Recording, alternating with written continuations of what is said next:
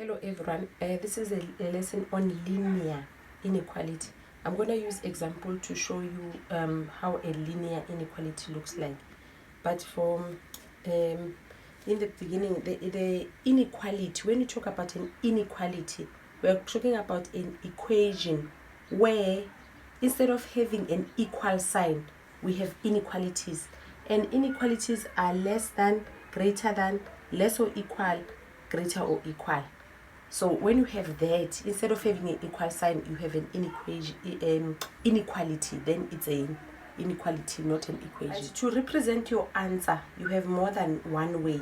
In this video, we're just going to look at two ways. The first one is an interval notation.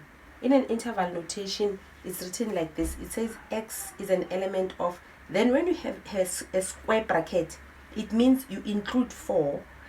The 4, the one that you write first, is the smallest number, and then you have a square bracket. It means up to 10. So it means this inequality is from 4 up to 10. The second one, a square bracket, it starts at -5, and then the round bracket, it means it doesn't include the 3. It's not like when it's a square bracket. A square bracket will include the 10. So this one is less than 3, not less or equal. Then this one is when you have an inequality, this is less than 20, round bracket, meaning that all the values that are negative infinity are included, and then 20 is the smallest, but because it's round, it does not include the 20. The other notation is the inequality notation. This first one, when you read it, you start where x is. You say x is greater than, where it's open, it means greater than. X is greater than -4, and x is less than -10. It's the same thing as this one. It's just that it's written in a different notation. When you say greater or equal, it means it's the square bracket. Less or equal, it includes the 10 and the -4.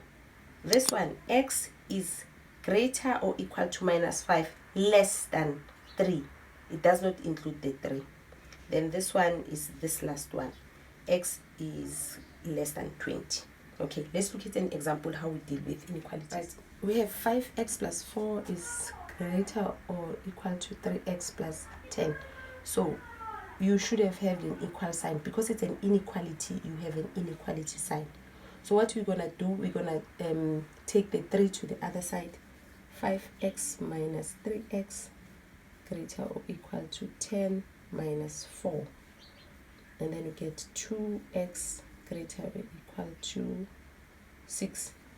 Then you divide by 2, x is greater or equal to 3. Now, how do we draw it in a number line? You'll have your number line like that, and then here, this will be your value, 3. And then you put a circle here.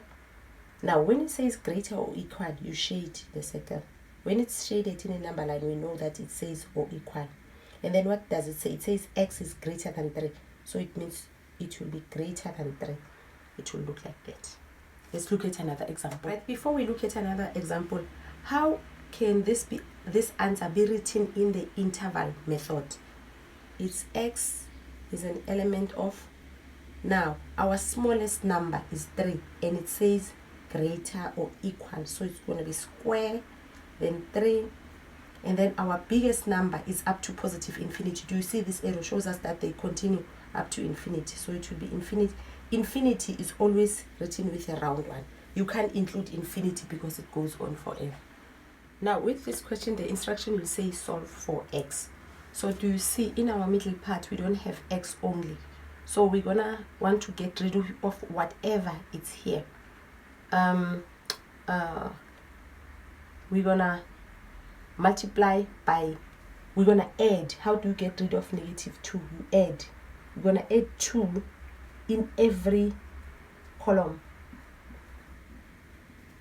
So here, 2 minus 3, my answer will be -3.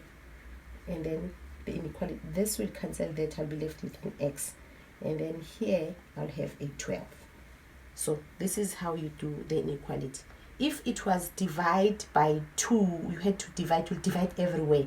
If it was anything that you do, you divide in all 3 sections of the inequality.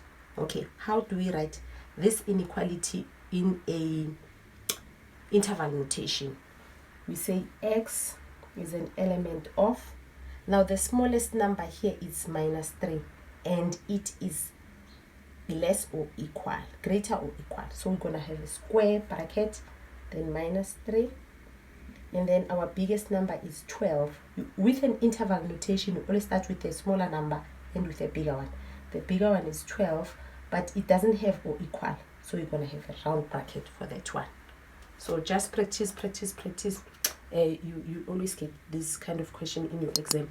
In high school maths, usually they don't restrict you. They let you answer either in inequality or in interval, the way that you prefer. Okay, let's look at a number line. How do we draw the number line for this inequality?